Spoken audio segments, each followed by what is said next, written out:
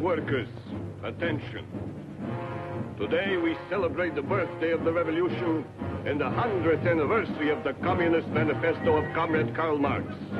Today we salute the Union of Soviet Socialist Republics, which together with her neighbors is the greatest force for peace that the world has ever known. Poland is with us. Czechoslovakia is with us. Germany is with us. China is with us. All over the world, communism is on the march. The people wake from their sleep. The idea of world revolution is no longer a mere dream. The Soviet Union will triumph in peace as it has triumphed in war. We are the strongest nation in the world. We are the friendliest nation in the world. All honor to the Republic and to Marshal Stalin, the father of the Republic. That's enough, Johnny. Kill it.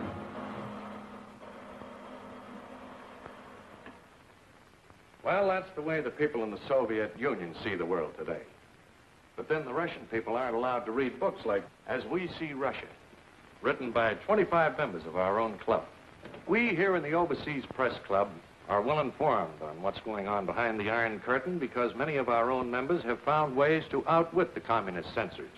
And now, thanks to our guest of honor, Tom Kelly, who has just come back from Hungary, there's a new chapter for the book. Treason in Budapest, 1949. Yes, I covered the so-called treason trial of Cardinal Mindzhenty. The one behind the scenes. The one conducted by the crowd from the Kremlin. And that's where my chapter really begins, in Moscow.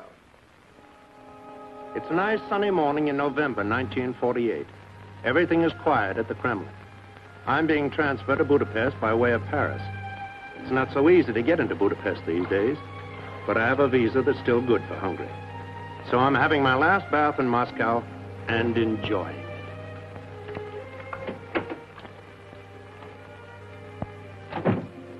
Waiter, leave that tray on the center table. Hand me a towel, will you please?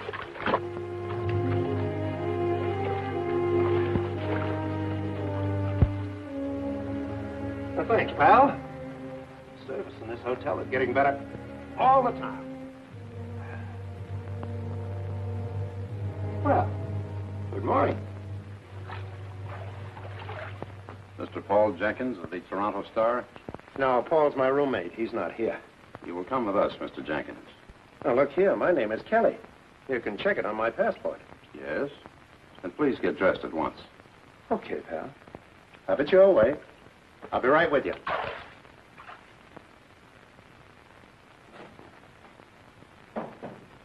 Ah, Mr. Kelly. My apologies. Someone has made an unfortunate mistake. Well, what about Jenkins? He's a nice guy. Mr. Jenkins is returning home tomorrow. We found it advisable to revoke his visa. I guess maybe he's homesick. I see you're leaving for Paris. Uh-huh. Little vacation. You know, wine, women, song. Well, good morning, Mr. Kelly, and have a nice time. Oh, just one thing, Commissar. Yes. You promised to make some inquiries for me about George Polk. Polk?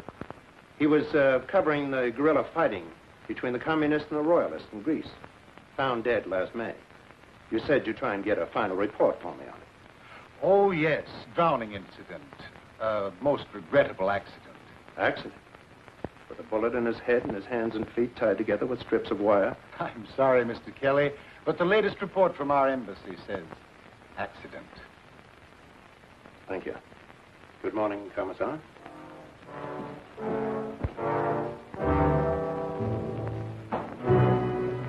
Accident.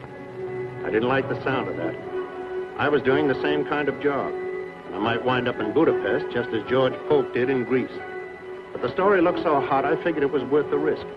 So I made my plans accordingly with the Paris office.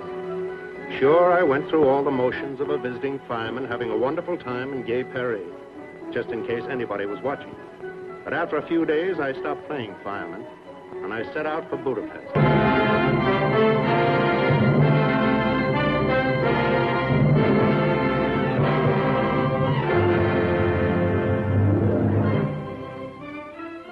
Budapest, where East meets West. And the Blue Danube is something more than a waltz by Johann Strauss. For a moment, it looked as if nothing had happened. if everything were just the same as it had been when I was here 10 years ago. But everything wasn't the same. The war had left its mark on Budapest, too. The scars still showed in a lot of places. Of course, it was still a city of a lot of pride and a lot of tradition. The people held their heads high most of the time. But when they passed 60 Andrassy Street, they managed to look the other way. Here was a scar that nobody could hide. This was the House of Terror, a house of torture, and its masters were Russian. Yes, a lot of things had changed in Budapest, but the cafes were just the same, well, almost the same. Everything seemed as light and gay as the whipped cream on the coffee, especially in the Café Joy. Yes, a lot of things were just as they were when I was here 10 years ago.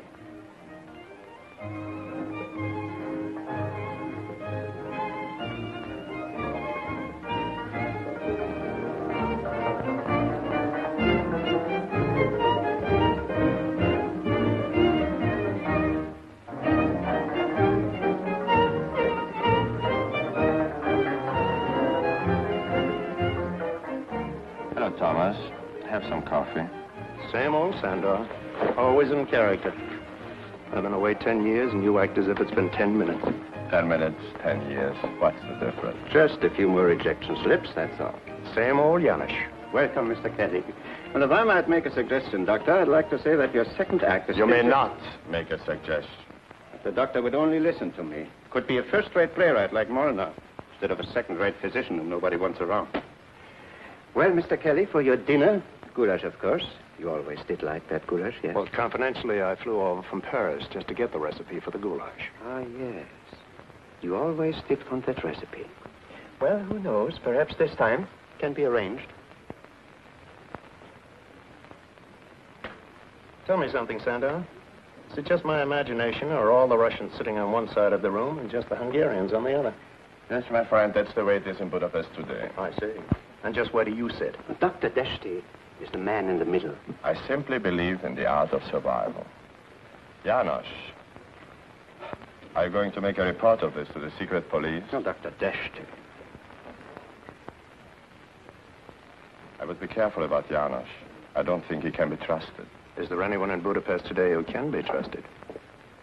No one, except me. You ought to be ashamed of yourself, Sander, wasting your time on trash like this. Even if you don't believe in anything anymore, you ought to do better by your characters. They don't stand for anything. It's just an empty play about empty people. I know it is a perfect reflection of me. Sit down, Stephanie. Kelly doesn't approve of me either. Miss Stephanie Varner, Mr. Thomas Kelly. How do you do? Hello. Kelly. We used to sing a song about a man named Kelly in France during the war. Has anybody here seen Kelly? Kelly with the green necktie. Well, I'm not the guy, but I do have a beautiful green tie. I'll wear it for you next time. What brings you to Budapest, Mr. Kelly? I want to find out how the Russians are taking over Budapest. Whatever they're doing, they're being quite legal about it. A couple of years ago, the communists polled only 21% of the vote. Now they're the major party. Control the government, the newspapers, and the schools. How come? The 21% was the last free election. Some changes were inevitable, and not all of them are bad. Some people said the same thing under Hitler. Speaking of Adolf, isn't that a Nazi song they're singing? Yes. We still have a few left. Even... We'll fight forevermore, for we know we are the only telling one. If you must play German music, let it at least be German. Let Nazi music stay dead with the Nazis.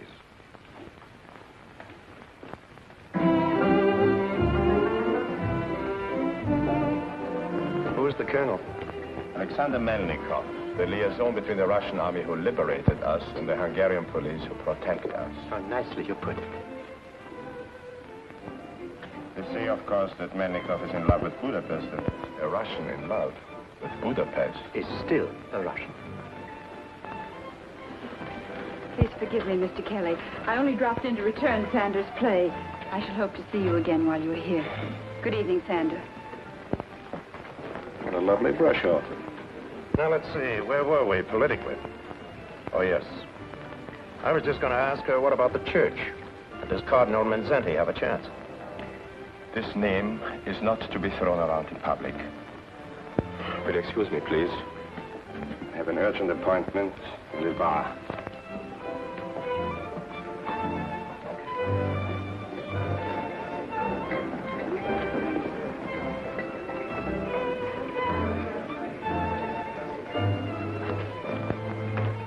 Janos. Yes, sir? This headline says, "Death to the traitor." That isn't the way everybody feels, is it? Oh, I wouldn't know about that, sir. I never mix up in politics. You might ask Miss Warner sometime. She's a music teacher at one of his schools. So they say. Well, that's not only a good suggestion, but it's a good excuse to see her again. Perhaps. Does one compete with a Russian colonel?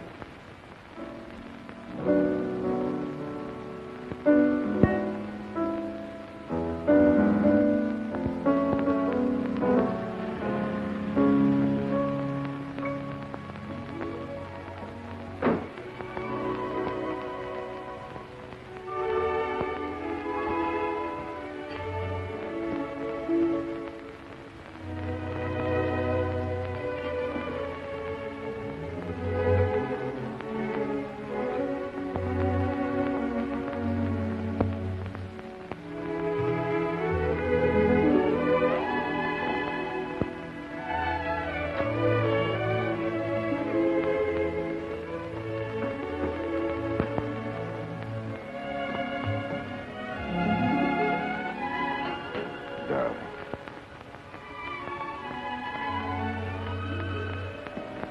3 whole days, and every one a year. You don't look a minute older. How long must we go on this way? Hiding in the dark, afraid to be seen together in public. Well, not much longer, darling. Everything will work out in time. I have it on excellent authority. In a little while, no one in the Kremlin will care if a Russian officer marries an Hungarian music teacher. And I'm sure if he saw you, Stalin himself would insist upon kissing the bride. Darling, you're wonderful. Who is it, please? Kelly with the green necktie. An American newspaper man. Let him in.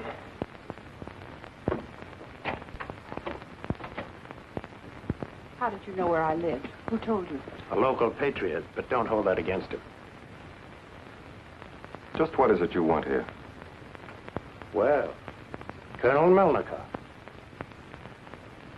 Look, I guess I didn't go about this in the right way. But a reporter has to begin somewhere. I would suggest, Mr. Kelly, if you wish official information, that you go through official channels. Oh, I will. But I like to work from the outside of the circle in. For example, I thought Miss Varner might be able to tell me just where Cardinal Mindzhenty figures in all this fuss about the schools. I have nothing to say.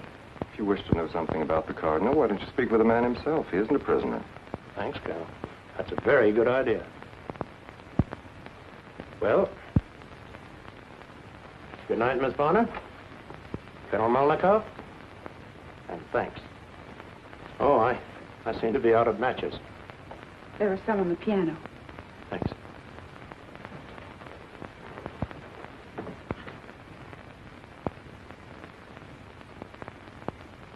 French Legion of Honor. Yours, Colonel? No, Miss Varner was a member of the French underground during the war.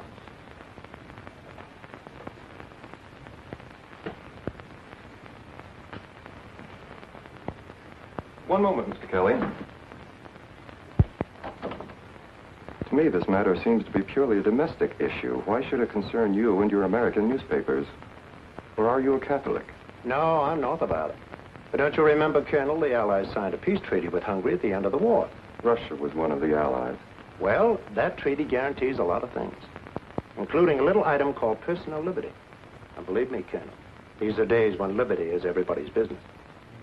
Well, so long. I'll be seeing you.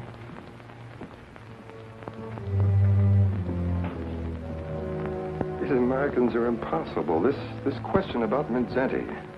Perhaps I should have explained that Mindzhenty is an enemy of the state. He must submit or he must be eliminated. Kelly will learn it is the same here as in the Soviet Union. There can only be one party and one state. And the church is... Darling, what do these things matter to you and me? Nothing except You're a communist. I'm not and never will be. But we belong to each other. Politics can't change that. Oh, Alex, I want so much to believe that. But right now I feel ashamed. Ashamed? Why? Kelly said liberty is everybody's business. Liberty is just a word. A dangerous word. Is that it? Nonsense. It wasn't easy to find the cardinal. The state had taken over his schools. He wasn't in Budapest, and he wasn't in Esztergom. 3 days later, I was right back where I started, in the Café George. Hello, Colonel. Care to join me for lunch? No, Mr. Kelly. If I thought you really meant the invitation, I would be delighted to accept. Well, of course I meant it. Thank you very much. If you don't mind, shall we sit over there? Suits me.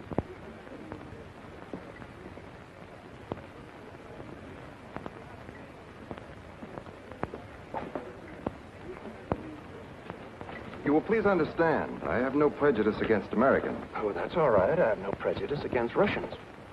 In many respects, we are so much alike. Uh-huh. And so different, too. Tell me, how did you make out with your cardinal? Colonel, if your men are half as smart as I think they are, you know darn well I never even got to see him. And if you had, just how would it have helped your story? I don't know. You see, Colonel, I could write the story from A to Z without setting foot out of this cafe. I know the whole routine. I've watched it in Russia, Poland, Czechoslovakia. But up until now, I always came in on the last act of the show. This time, for once in my life, I'm in on the beginning. I want to see how you do it. Make the fix. I mean the frame-up. You will excuse me, Mr. Kelly. And a tip, as you call it. Even milder insinuations have resulted in a revoked visa. And I thought this was going to be the beginning of a beautiful friendship. So did I.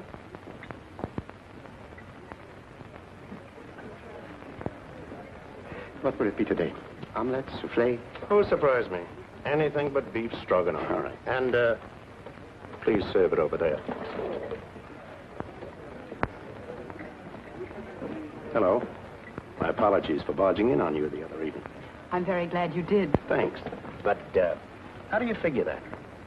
You said something about liberty being everybody's business. You're right. Is there some way I can help? Maybe. I need the answer to a lot of questions. One, what about those petitions against the cardinal?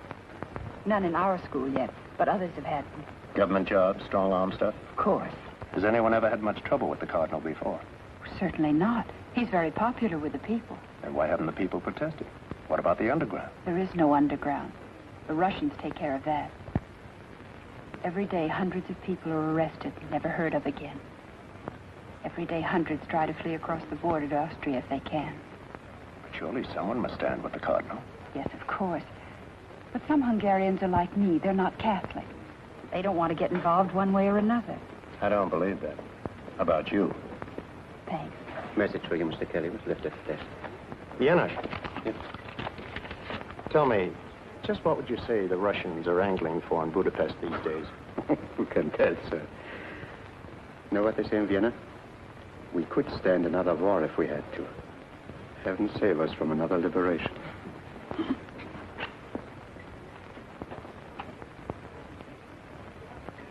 Do you know what that means? I think so.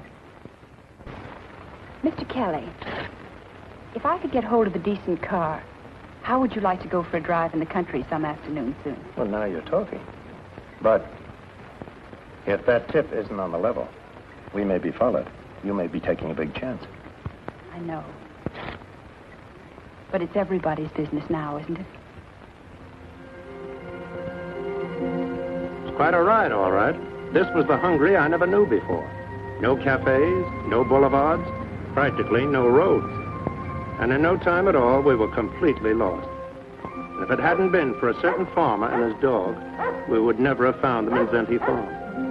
As a matter of fact, it was the cardinal who found us.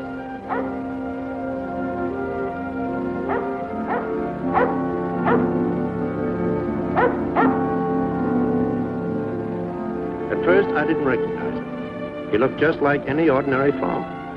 when I saw his ring, I knew he was the man I was looking for. Of course, I wasn't too sure how it would work out. He didn't know me. He didn't know Steve. But the dog seemed to like us, and I guess that counted for a lot. So we went with the Cardinal, and when we met his mother in the vineyard, she insisted that we sit down with her. And suddenly, I felt quite at home. I almost forgot about the questions I wanted to ask. Almost, but not quite. Your Eminence, are you dressed like this because you're in exile? No. While I'm here at the farm, I'm a farmer. I guess to gum you're the Cardinal, but I was much happier when you were just a village priest. Yes, I, too, was much happier as a village priest. But I have every reason to believe that when the time is right, the government will regard me only as the Cardinal Primate of Hungary. And be quite prepared to treat me accordingly. Do you mean arrest? They would not dare. Who can tell what these men will dare? The move against the schools is the final move against the church. We had some 5,000 schools in Hungary. 3,000 of them were Catholic. And as long as I am responsible in any degree for these schools, we shall teach there the gospel according to Jesus Christ. Not according to Karl Marx or Commissar Stalin. On this point, I will not yield. Is there no chance for some compromise, some agreement? What chance is there of agreement between Christ and Antichrist? Do not misunderstand me, Mr. Kelly. I do not condemn our Russian neighbors as a race or as a people. But I do condemn the police state to which they are enslaved. We in Hungary will also be enslaved if we submit to men who owe their allegiance to the Kremlin. One must take a stand somewhere. One must draw a line past which one will not retreat. For myself, I have taken that stand. I have drawn that line. I will not surrender our schools to the domination of the state. You don't have a chance here. Isn't there some way you could get out of the country and lead this fight from exile? I will not run away. Now good men are needed here. The next move is up to the Soviets. And when will that come? Who can tell? It might come today or a year from today. The sky can darken without warning. Like this storm that's moving along now. It is nothing. It will pass. Yes, perhaps it will pass. Its shadow will still be upon us. When the real storm breaks, Mr. Kelly, the enemy will not appear among us as an enemy. No. He will appear as one who wishes to save us from disaster. He will have the hero's part. I will be the villain of the piece. It is always that way. That which is evil must be made to appear good. That which is good must be made to appear evil. So it was with Hitler when he moved into Poland. So it is now with Stalin when he moves into Hungary. How do you feel about all this? I'm not worried for my son. I'm worried for Hungary. To me, sometimes when a storm is in the making, it's a relief to say, let it come. Let it come fast. And hard.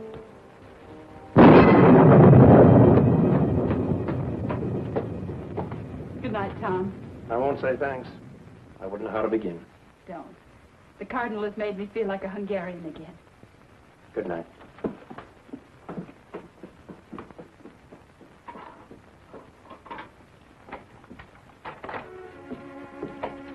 Alex. Why are you so late? Where have you been? Really, Alex? Is this an official visit? Am I under arrest, perhaps? Certainly not. Then I don't think I shall tell you. Please, it's important.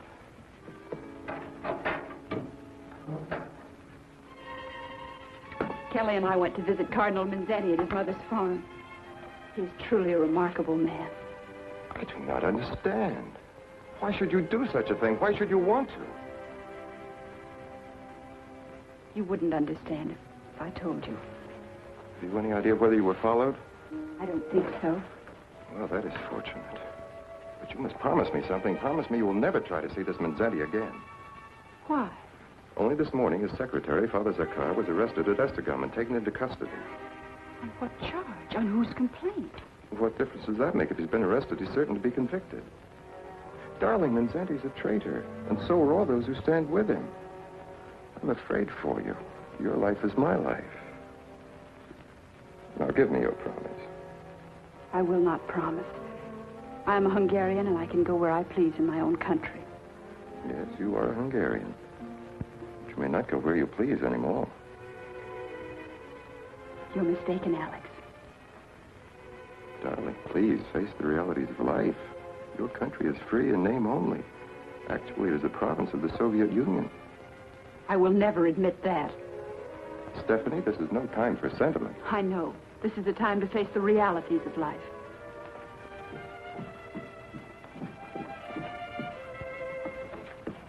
I'm very tired. Good night, Alex.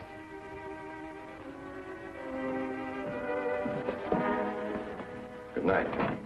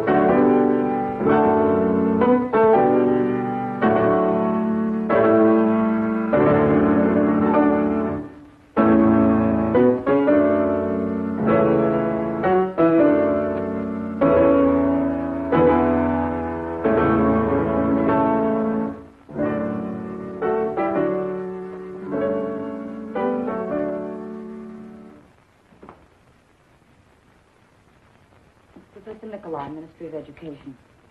Miss Varner, this music which you are playing, it is not on the approved list of the Politburo. But it is one of our oldest songs. I learned it when I was a child in school. You will play it no more. I have here a petition in the matter of Josef Mindzhenty. You will sign first, the class will sign after you. A petition? What kind of petition? A petition demanding the arrest of Mindzhenty as a traitor to the state. But the Cardinal is not a traitor. To us, he is a hero. Silence. Do you want to be known as traitors, too? I will give you one more chance. Those who wish to sign may still do so, and I shall be glad to regard them as having volunteered their cooperation. Now, Miss Varner, you will sign first, then your class. No, I will not sign. Don't any of you sign. This woman is a Russian.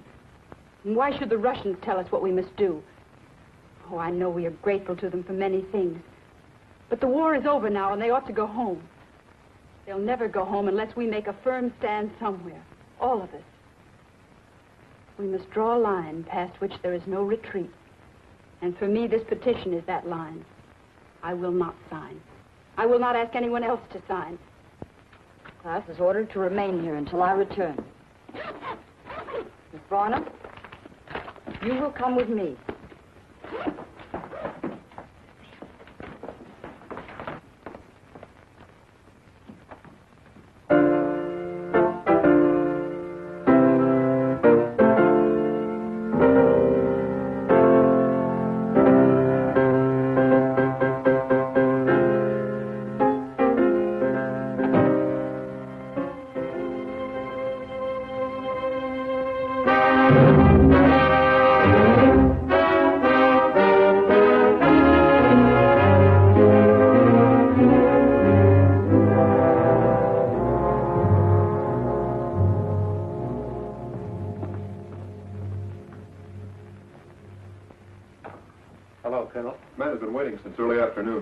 See you alone for a moment? Very well.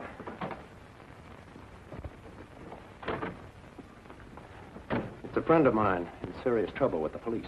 I never interfere in police matters. It's a friend of yours, too. Stephanie. Are you sure? Absolutely. I was supposed to pick her up after school, but the secret police beat me to her. She's right here in this building.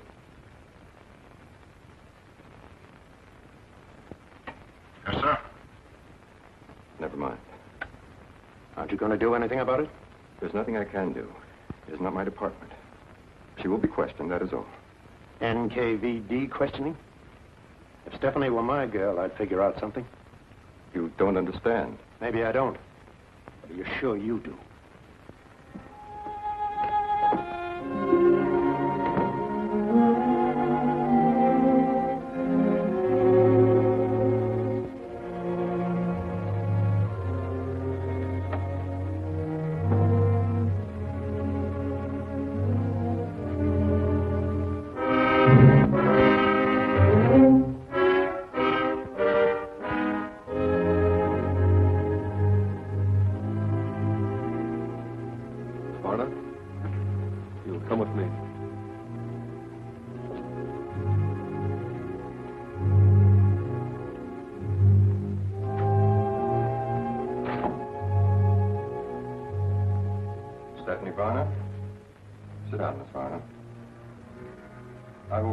Suspect alone, see that I'm not interrupted. Your record leaves much to be explained. Darling, forgive me. Alex. Darling, I begged you not to do anything that might get you involved. What I did so awful. Please, darling, try to forget yesterday. You're leaving Budapest at once. I've arranged a visa. I will not run away. Stephanie, be reasonable. Do you realize it is not safe for us to see each other now? And if you remain here, I may not be able to protect you. Protect me? Were you able to protect me last night? Or this morning? If I tried to help you then, I could do nothing for you now. Please believe me, you must either conform to things as they are in Budapest, or you must leave, now, at once. I must stay. Now is the time when good men are needed here. And women, too. May I go now, Alex? You patriotic little fool.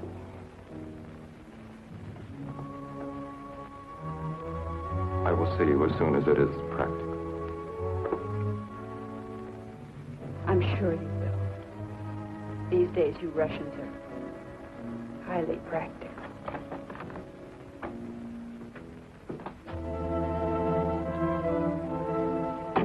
Stephanie.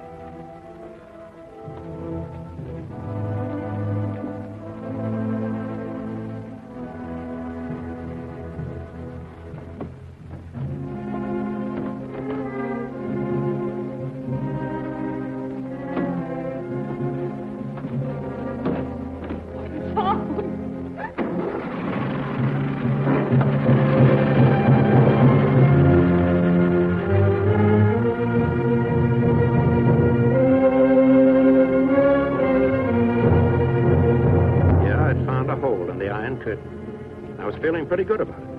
Until one afternoon, a few days later. I got a summons to drop in on Colonel Melnikov. Wasn't sure what was on the fire. Until I stepped inside and a familiar voice said... Ah, Mr. Kelly. Mr. Bela. So nice to see you again. Trust you enjoyed your vacation. Loved it. I live for wine, women, and song. There have come to our attention, Mr. Kelly, certain articles recently appearing in the American newspapers which are... well, vaguely reminiscent of your style. Oh, interesting. Is my byline on them? No. Well, then they can't be mine. My contract calls for my name to appear on every article I write. Oh, I see. And the office is very careful not to violate a contract. Of course.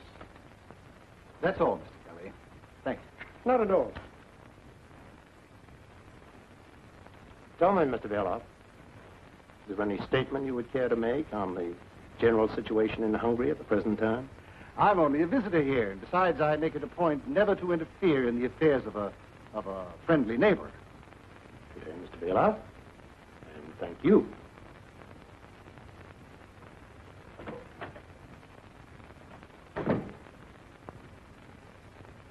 Shall I cancel this visa, Comrade Commissar? No. But I would urge the utmost alertness by your staff in all matters affecting public security. Now, Colonel, please arrange the conference with Comrade Rákosi, Vice Premier of the Hungarian government, Colonel Timar, head of the regular police, Gabriel Peter, head of the secret police. I need hardly remind you, gentlemen, that the Politburo in Moscow is not interested in explanations.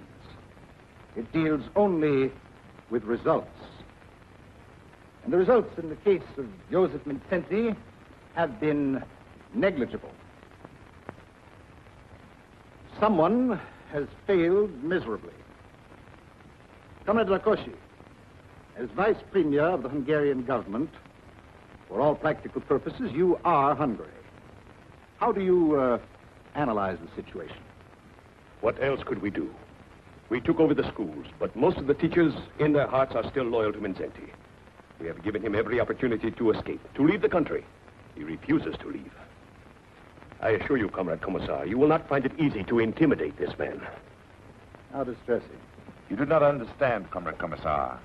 The Cardinal is still very popular with the people, in spite of our attacks upon him in the newspapers. Perhaps, comrade, you will remember, he was a leader in the anti-Nazi resistance. And at heart, he is a peasant of the peasants. He opposed our program for land redistribution, yes, but only because it didn't give a nut to every farmer. If we proceed against him now without some real evidence, it might prove to be disastrous. If we do not proceed against him now, Comrade Colonel, it will also prove to be disastrous. Let us be realistic, gentlemen. You say that this cardinal is now under house arrest in the cathedral at Esztergom. I ask you, in all logic, how much longer do you Hungarians think you can continue to play out this little farce which you call protective custody? Either the man is under arrest or he's not under arrest. Each day that he remains at liberty, the prestige of your government suffers. The prestige of the Soviet Union suffers. Now, I admit this situation is not one of our seeking. No one asked for a final showdown with the church at this time. Once the issue is joined, there can be no retreat. There can be no surrender on our part. This religion, like all religions, remains the inevitable enemy of the Soviet state and is treated as such. We must destroy this man and the faith that is in him, or he will destroy you. Well, Colonel Timar, what do you suggest? If you put it that way, Comrade Commissar, there's only one answer. Let him be arrested at once for conspiracy against the state. Colonel Peter, do you have a suggestion? I agree with Colonel Timar. Let him be tried by a people's court. And hanged for a traitor. The sooner the better. Excellent suggestion, comrade. But is it enough? It will not serve our purpose to destroy the man and create a hero.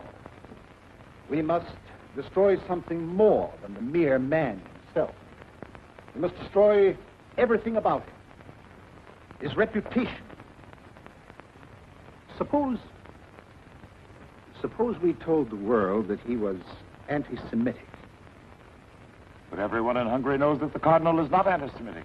He protected the Jews against the Nazis. He even hid them in his own cellars. But the world outside does not know about that.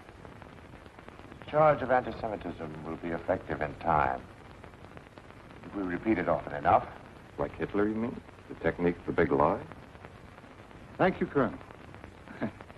Yes, that's a very good technique indeed. Do you have any other suggestions? No, but I wouldn't think it desirable to make a political martyr out of a cardinal, especially during the Christmas season, which is now approaching. Excellent, Colonel. Yes. Yes, we must be very careful of all these things. Even an anti-Semitic traitor must be brought to trial at exactly the right time. Not too soon, not too late. Yes, we must completely discredit this man. In his own country, in his own church, in his own soul. But not before Christmas, Comrade Rákosi. Not before Christmas.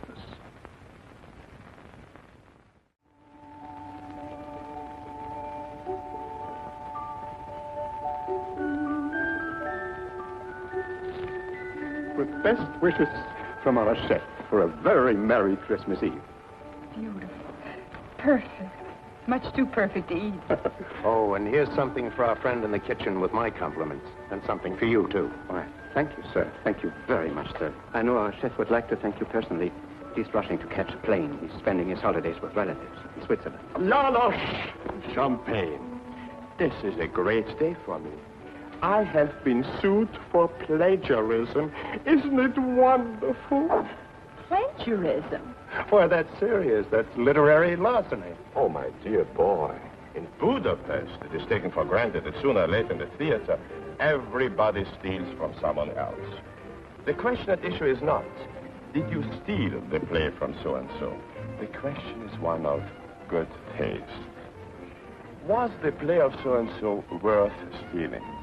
Did the defendant distinguish between a brilliant playwright and a dull one? I might not write the best plays in the world as yet, but I only remember the best.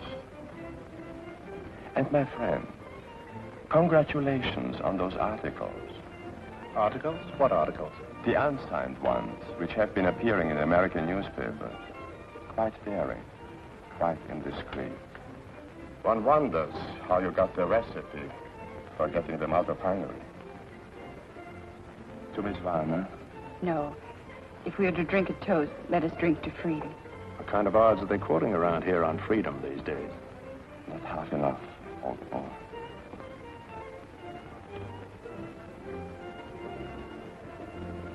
To freedom. To those who live for it, to those who die for it. To freedom.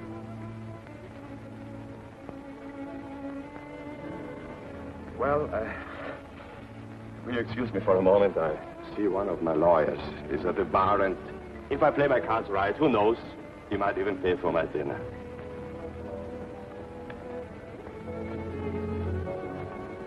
What's the matter, Steve? Nothing. Have you seen him since, No. And I don't want to. That isn't true. Maybe it isn't, but what can I do about it? I hoped Alex might be one Russian with courage to think for himself, live with his heart. Oh, this is no way to spend Christmas Eve. I have a much better idea. See if you can meet me here in an hour. But don't come if you think you're being followed. What is it? Now, don't ask any questions. It'll take your mind off things. All right, Tom. Thanks. Forget it. Take extra good care of yourself, Janusz. Oh, I will, sir. And you might wrap up that cake. I may want to take it with me.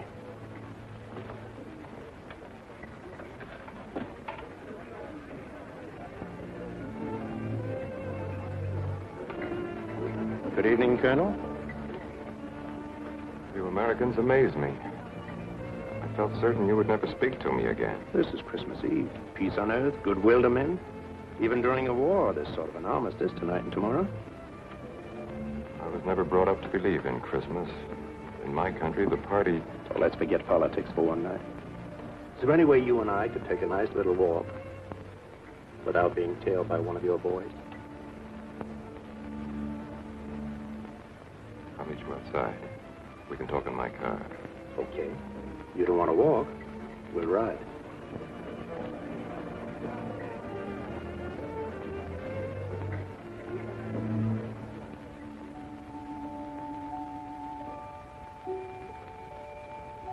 Merry Christmas.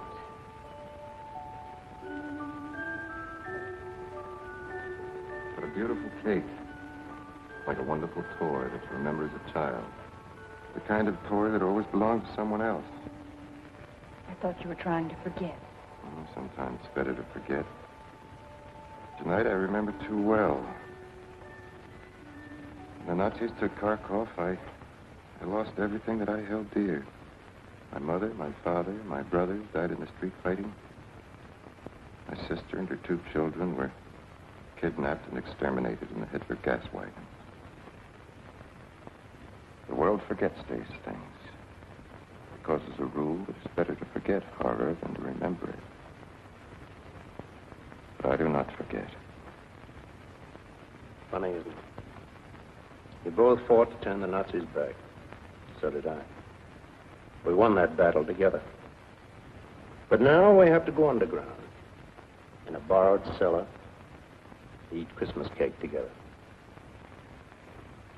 How do you figure that out, Alex?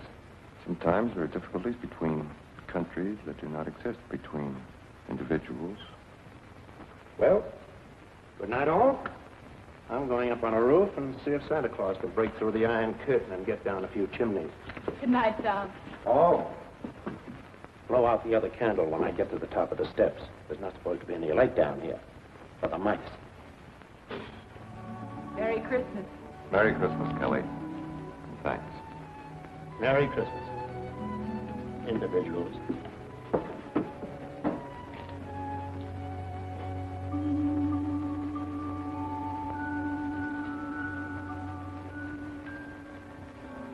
Next morning, Stephanie and I went to Esztergom for Christmas, and a wonderful Christmas it was. We got there in time for High Mass. For a moment, you could almost forget what was coming up, but only for a moment. When I took a look at the guards, I knew they hadn't come to pray. I knew this was the end of the road, and so did the cardinal and everyone else in that church. And so, my dear good people, the days of the Caesars are always with us. The innocent are massacred. The brave are compelled to go into exile, like the Holy Family itself on its flight into Egypt. Yet the word of God abides in the hearts of men. Nothing can destroy that. For it is the only reality that transcends all other reality. Today, Christ is born again for our redemption. And so we too are born again. And so on this, the birthday of all mankind, let us stand firm in that faith which makes us free men. Free before God. Free before Caesar. Let me affirm once more, I love my country as I love my church. If I resist the Russian authorities who are among us, I resist them for the same reason that I resisted the Nazis who once held us in bondage also. I am against tyranny in all forms and under all labels. Some of you, I know, have been asked to testify against me, to sign petitions against me. I forgive you freely, for I know the pressures to which I too will be subjected.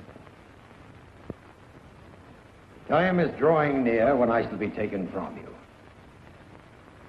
And so I say to you, as to my fellow bishops, be of good heart, engage in no demonstrations, pray for me as I shall pray for you. And remember, please, now and as always, I pray for a world of charity, a world of justice. I pray for my accusers, as I pray for you, my own people.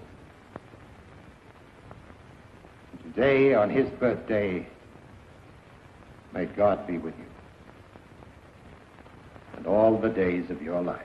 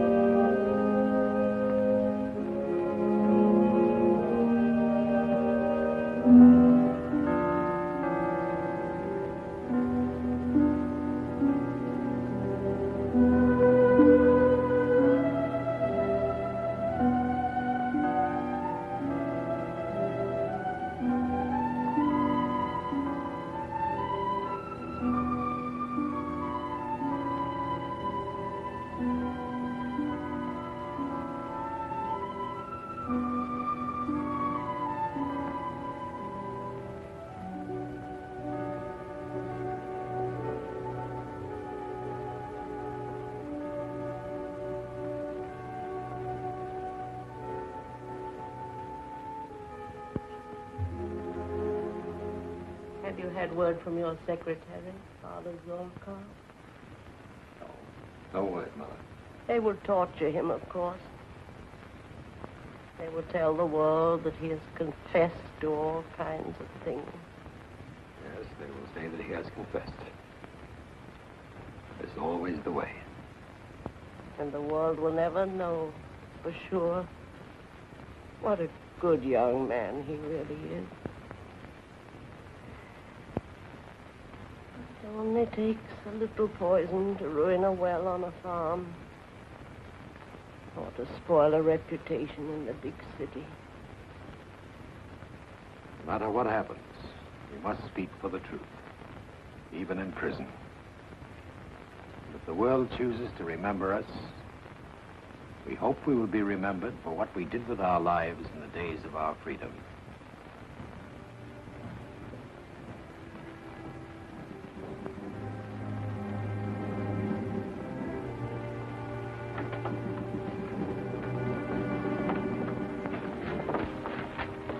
It's my duty to announce that you're under arrest. So it has come at last.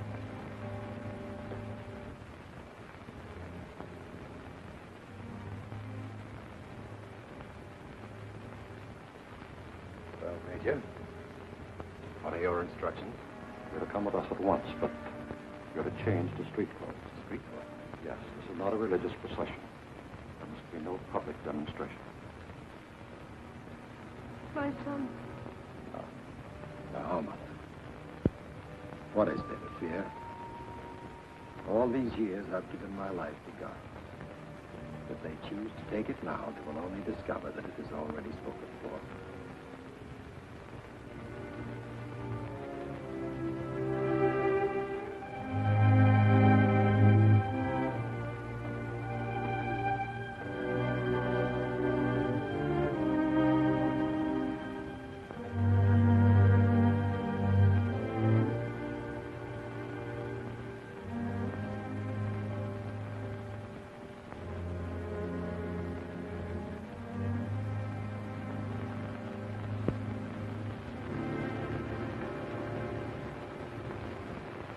I have partaken in no conspiracy whatsoever. I shall not make any confession. If, however, you should read that I confess,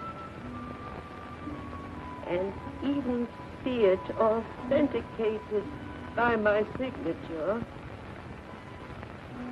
regard that as merely the consequence of human frailty. And in advance, I declare such acts null and void.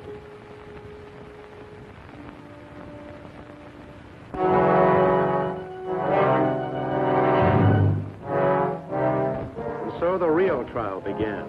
The trial that nobody ever heard about. Tell us again, when did you first begin to conspire against the Hungarian state? I have not conspired against the Hungarian state. You have refused to cooperate with the government, have you not? I have refused to cooperate with those who have taken over the government. Ah, then you admit that you are guilty of treason. Is that I it? deny that I am guilty of treason. I say it is the present government that is guilty of treason. Can the government be guilty of treason? This is not the true government of Hungary. It is a Russian government, appointed to office by Russian commissars, kept in office by the power of the Russian army. Answer the question. Can the government be guilty of treason? Yes, the government can be guilty of treason. Treason to God, treason to Hungary, treason to humanity. You've always been against the government, is it not so? I have always been against tyranny wherever I found it. How many times have you been confined to jail? 3.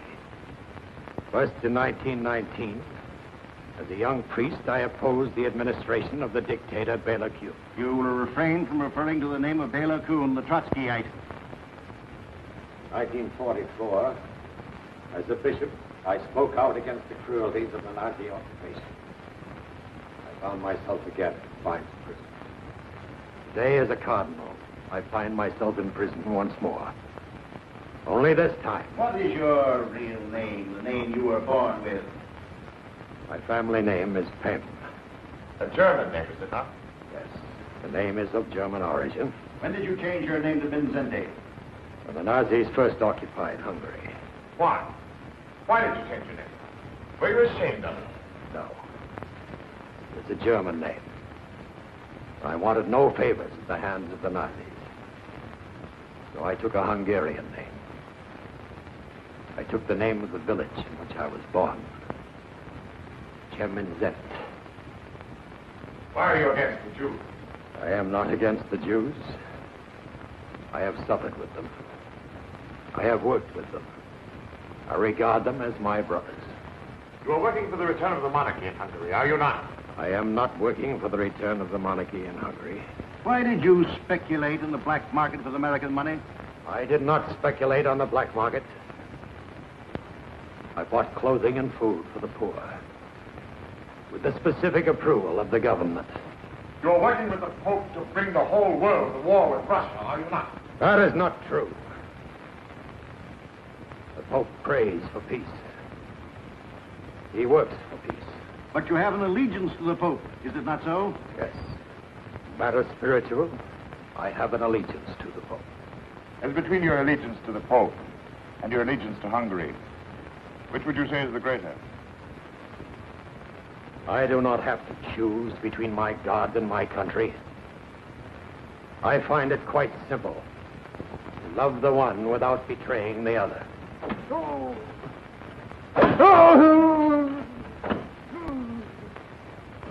Permit me to observe, Your Eminence, that there are those who do not find it quite so simple. Your secretary has confessed many times. Every day he confesses a little more. Come, Your Eminence. Why permit a young man to suffer needlessly? Give us your confession now. Let there be an end to all these questions. No. I will never confess. For I have done nothing to injure my country.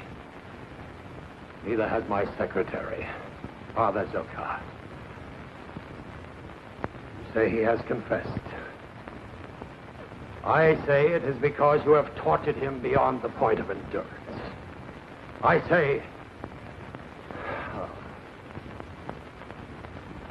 Mother of mercy.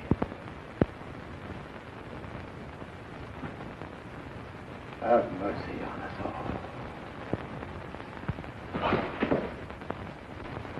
You see, Comrade Commissar, it is not so easy. We've had the Cardinal on his feet ever since he was arrested. The Secretary will confess to anything. The Cardinal will confess to nothing. Then we must find those whose testimony will support that of the Secretary. Arrest everyone who has had any dealings with the Cardinal in the past month. And for His Eminence? For His Eminence, I think we need special medical attention. Very special. I just don't believe it. They say here that the Cardinal has confessed to the crime of treason against the state. What do you expect, my dear? Our Russian friends are very efficient in these matters. You said it. If they arrest a man, he either confesses or is never heard of again. That'll be all, I think. Oh, by the way, where's Janusz? Janusz is not working tonight, sir. That's strange. Wasn't here last night either. Tell me, Thomas, why do you Americans make so much trouble for yourself? Why do you not accept life as it is? If a certain matter is fait accompli, then it is fait accompli. Is it accomplished? Where do we go from here? Does the Cardinal fall out of a window in a high building like Jan Mazurek in Prague? Is he found in the Danube some morning with a suicide note in his hand? Or does he get a fancy-dress trial like so many of the ones I covered in Russia? The kind where nobody ever pleads not guilty. I admire your power of analysis, but at the moment I'm more concerned about the state of your health. Don't worry, Sandra. Never felt better. But thanks for the warning. Good night, Steve. Good night, Tom. See you in the morning. At 10. Excuse me, sir. You were inquiring about Janusz. That's right. I have found out for you where he lives. On the other side of town. Somewhere at the end of Avenue Anu. Thanks, friend. I may want to send him an old Christmas card. This doesn't make sense. It isn't credible. If His Eminence has been meddling in politics, he has to take his chances to just like anyone else. Meddling? The Russians are doing the meddling. They have stolen a whole country from us, and what do? We sit around in the cafes as if nothing had happened. We drink our coffee, read our newspapers, and wonder whether the cardinal was a little out of line here and there. Maybe more of us should be out of line with him. A few people would just stand together. They probably disappear separately. If I may say so, Stephanie, I'm afraid you're much too impressed with Kelly. And your acceptance of even temporary employment as secretary is most indiscreet. Kelly is a very courageous man. Perhaps so. But he's a very bad reporter. The first duty of a good reporter is to survive long enough to tell the whole story. And I doubt that Kelly will. Are you trying to tell me something, Sander? I only know what I overheard. Certain steps have been taken, even though unofficial. When? How do I know? If I were Kelly, I wouldn't want to be alone, especially not tonight.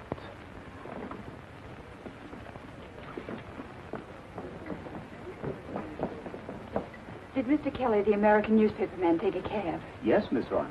Do you know whether he went to his hotel? No. He told the driver to drop him off at the end of Avenue Agnew. Thank you.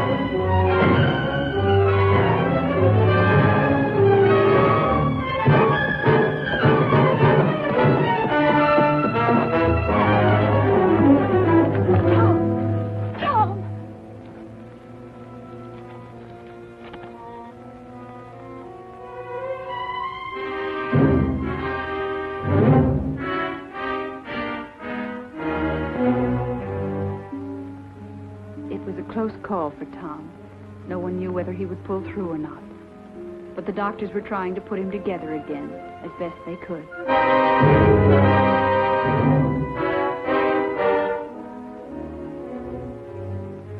It was a little different at 60 Andrassy Street. They were taking people apart, but they were being scientific about it. The medical reports on the examination of the cardinal speak for themselves, Comrade Commissar. He will not confess. He will not yield in any degree. Must confess, he must yield. Very well, but there are limits past which we cannot go if the prisoner is to be able to stand trial. In Russia, we have no difficulty with such matters. Be reasonable, Comrade Commissar. These confessions take time, even under torture. But there is no time. Public trial must be scheduled without delay. It will not be easy. The night His Eminence was arrested, he wrote a personal letter warning people not to believe any confession that might be attributed to him once he was under arrest. Even if His Eminence should confess in time, how are we to explain this document in his own handwriting? Simple. When he confesses, let him repudiate the warning against the confession in his own handwriting. But that will merely remind the people that His Eminence has obviously been under considerable pressure. How will that look before a jury? There will be no jury. The case will be tried before 5 judges of our own choosing. Tell me, Doctor, are you quite sure you've tried every inducement with the Cardinal? Every type of treatment has been considered, Comrade Commissar. But since it is desired to present the prisoner in court in the near future, we have found it advisable to concentrate on psychological rather than on physical pressures. We have therefore alternated periods of sympathy and understanding with periods of denunciation and disapproval. The prisoner has not been allowed to sleep for more than an hour at any one time. His cell is completely illuminated day and night. To date, he has been examined on 80 different occasions. The diet is sharply restricted, except for large quantities of hot water. The result has been moods of extreme elation, followed by moods of extreme depression. We have given morphine, we have withheld morphine. Results inconclusive. We are experimenting currently with scopomorphine, but I would recommend that this medication be reserved for later use. If an extreme form of passivity can be induced, it would be more useful at the public trial. Oh, yes, one final note. No visitors. All communication with the outside world is denied to the prisoner.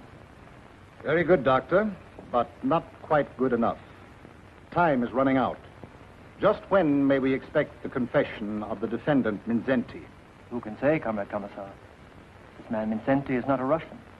He has no feeling of guilt about anything. And when a strong man has no feeling of guilt, he may never confess. He may go on protesting his innocence forever unless... Yes, Doctor? Well, there is still the technique of hypnotic and post-hypnotic suggestion. Presents certain dangers, of course, to the patient. We are not concerned with the danger to the patient. I cannot guarantee the results, of course. But sometimes if scopolamine is administered in sufficient quantity, a kind of twilight sleep is induced, and control of the patient is established for many hours at a time. All inclination to resist is removed. Sometimes the whole personality is radically affected. Very well, then, Doctor. If we can change the personality of the defendant Mindzhenty, let us change it by all means. The others? Yes, Comrade Commissar? One need not be too subtle with the others. Say it after me. Yes, I confess. Yes, I confess. Yes, I confess.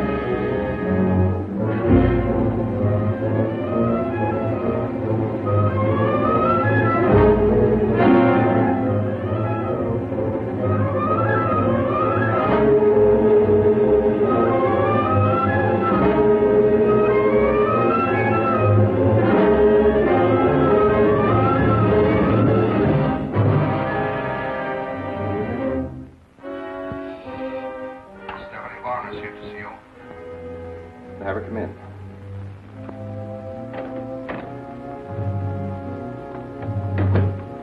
Hello, Alex. Stephanie, it's not good for you to be seen here. Do you know of a safer place?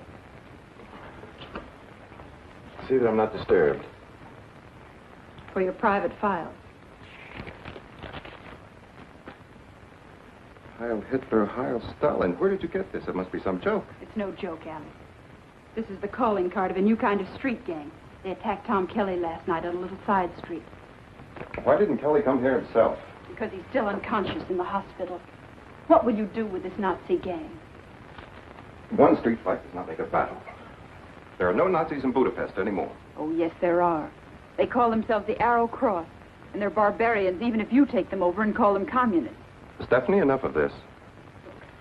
Vilmos Olty, who's going to preside over the Cardinal's so-called trial. Olty is a leader in the Arrow Cross, worked for the Nazis all through the war. And now he's going to sit in judgment on a man who fought against the Nazis all through the war. This is merely a matter of temporary policy. That policy is made by the party. But Alex, you have to live with that policy. How can you collaborate with the Nazis? Where is your conscience? Conscience? If you mean personal responsibility, all responsibility is in the party. And the party, through the Politburo, is the sum total of everything we are. And the party can do no wrong? The party can do no wrong. Then all the Russians who died to stop Hitler have died in vain. Because Hitler lives on in you and every other Russian that plays the game the way that Hitler played it. What would you have me do? Face one question honestly. Are you living for yourself, or are you living for the 14 men who rule in the Kremlin? A Russian must either live for them or die for them. There is no choice. You're wrong, my darling. There's always a choice.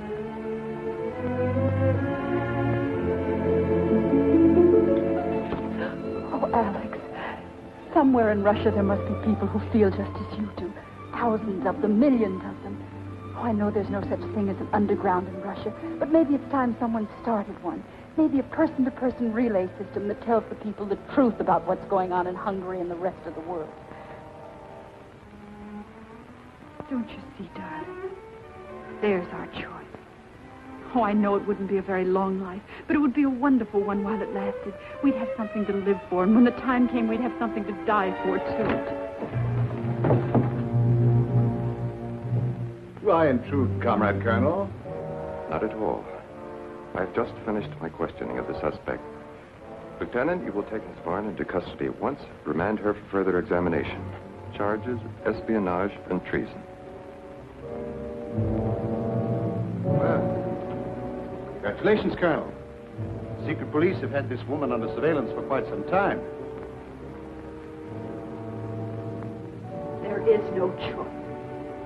Heil Hitler, Heil Stalin.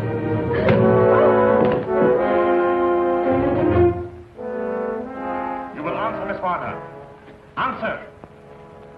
Must we go over all that again? Surely you know everything about me by now. You were a music student in Paris when the war broke out in 1939? That is correct. And you remained in France to fought with the French underground? Yes. Why? Because I wanted to do what I could against the Nazis. But Hungary, your country, was fighting on the side of Hitler. That was one of the mistakes my country made. You were a personal friend of Josef Mindzhenty? I met him once, that's all. Then you are ready to testify against him? I know nothing. How can I testify? You're conspiring with Mindzhenty to overthrow the government. Confess it now while there's still time to confess. I have nothing to confess. Answer the questions, Miss Warner. You will answer the question.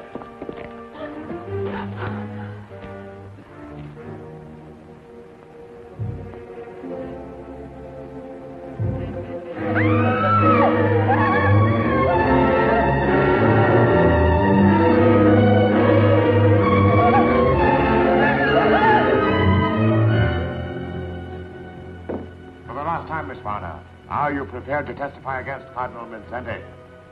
No. I will never testify against him.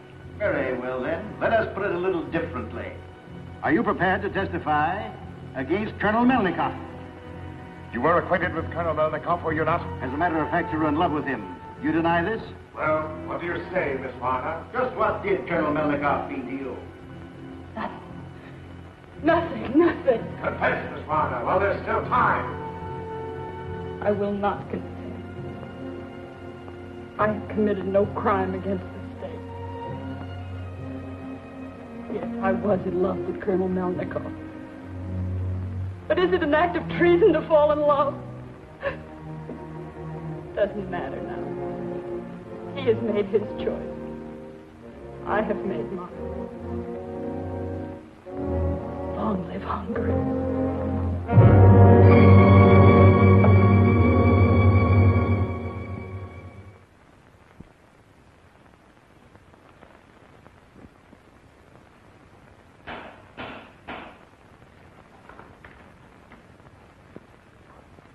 The record will show that all of the 7 defendants are charged with conspiracy to commit treason against the state, and that all 7 have confessed. Father Nodge, Prince Esterhazy, Father Zakar, Laszlo Todt, Father Ishbanki, Professor Boronyoi, and the chief conspirator, Josef Mindzhenty. There remains for this court only the problem of determining the degree of guilt for each of the defendants. And for the defendant Mindzhenty, the state prosecutor asks the penalty of death. In his own behalf, the defendant Mindzhenty submits to the court the following statement. In his own handwriting, I wish to lessen the present tension and voluntarily admit that, in principle, I committed the acts in the indictment. After 35 days of constant meditation, I consider that an agreement between church and state is necessary. I hereby willingly declare, free of pressure, that I am willing to withdraw from the exercise of my duties as cardinal for a time. The prisoner may rise and address the court. The prisoner may rise and address the court.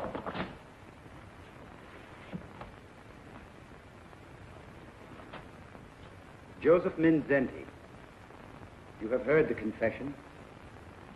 Is it correct? Is it your statement? Yes, it's my statement. And in your handwriting? Yes, handwriting is my own. Made willingly and without pressure. I wish for peace. Peace for my church. Peace for my country. Take the prisoner away. Sentence will be passed Tuesday.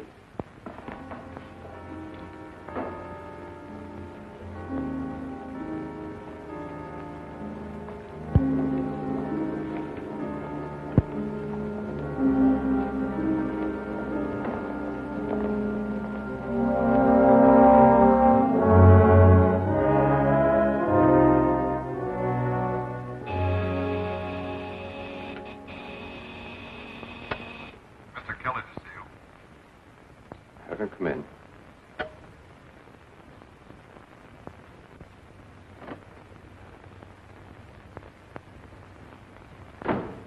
Where's Stephanie?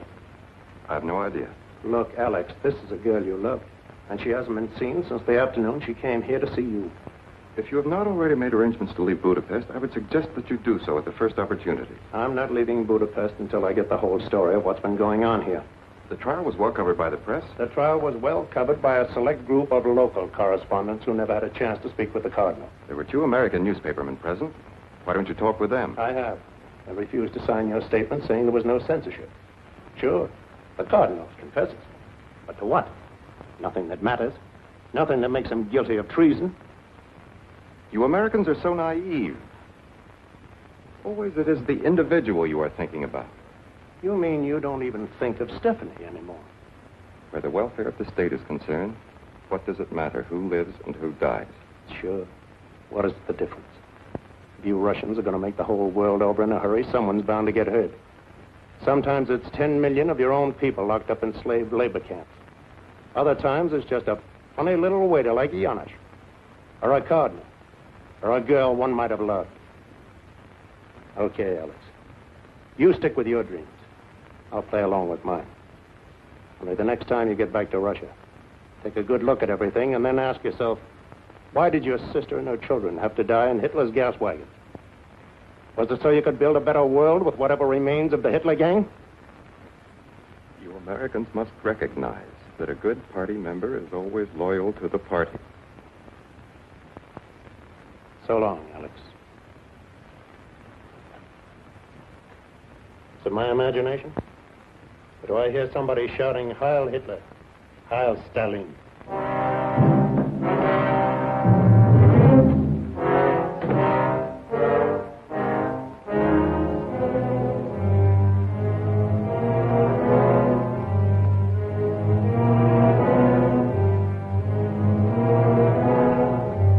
But when they got around to passing sentence on the Cardinal, Alex wasn't in court. He was in Stephanie's apartment, trying to live over the memories of a girl he had not been able to protect.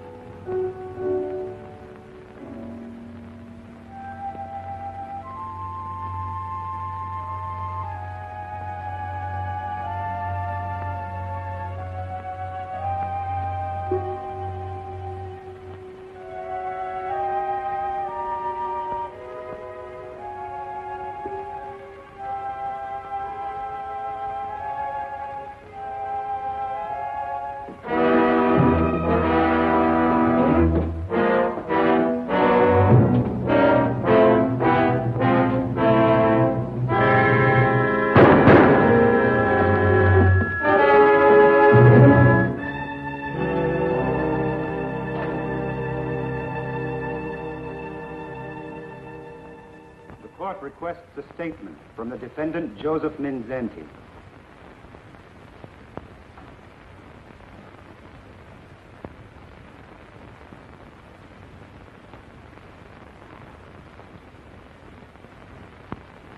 I have half a century on my shoulders. Half a century of definite education and principles. This education, these principles, are built into the life of a human being as railway rails are anchored into the earth. This explains a lot of things. For more than 40 days, I have been before the police and the court. They ask me, and I answer. These questions and answers are not only for those who question me, for a man must also answer his own soul. I have never been an enemy to the Hungarian people. I have no quarrel with the workers, the peasants, to whom I and my family belong. This morning I prayed to my Lord. I asked for peace.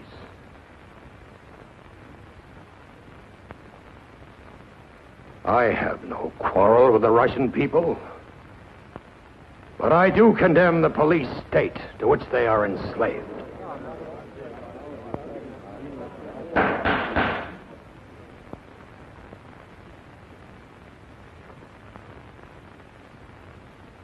Peace.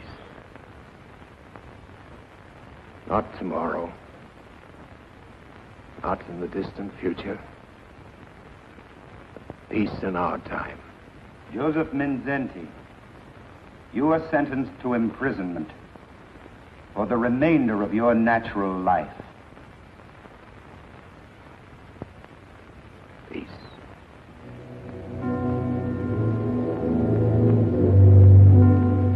When the local correspondents finally caught up with Commissar Belov, no one was worried about Alex or the Cardinal. There were too many other questions before the House. All over the world, communist leaders were saying they would fight on the side of Russia in the event of another war. Well, how about it, Commissar? Does that mean peace or war? But believe me, gentlemen, Russia wants only peace. Russia wants peace at all times. Good morning, gentlemen. Commissar Belov. Oh, yes, Mr. Kelly. Just one more item. Yes? And what about Cardinal Mindzhenty? Is he serving out his life sentence at hard labor, or is it true that he's suffered a complete breakdown, both mental and physical? I'm sorry, Mr. Kelly, but like yourself, I'm only a visitor here in Budapest. Well, people are asking questions all over the world. What are you going to tell them? What are you going to tell the United Nations about all this? Why, Mr. Kelly, we're going to tell the United Nations precisely what I've told you.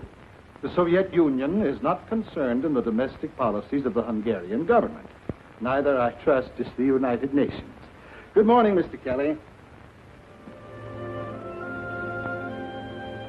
This is where I came in. Budapest, where East meets West, and the Blue Danube is something more than a waltz by Johann Strauss.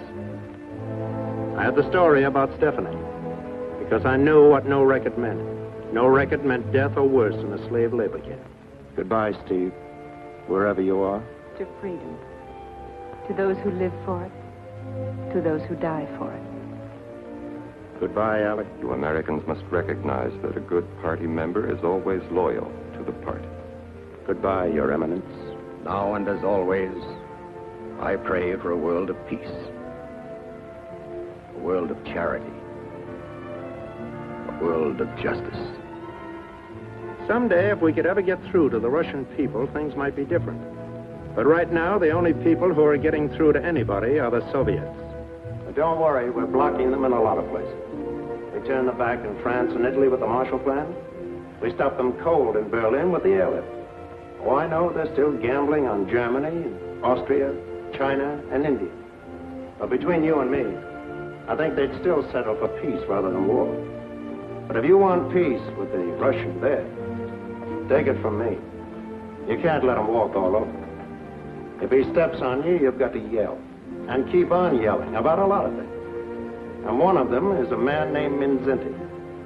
Another is Loyash Ordas, the Lutheran bishop, Budapest, who still hasn't been heard. Then there's the little matter of the 14 Protestant ministers who are still in jail in Bulgaria. You see, the way I look at it, we're living in a time when liberty is everybody's business. And either there's liberty for everyone, or there's no liberty at all.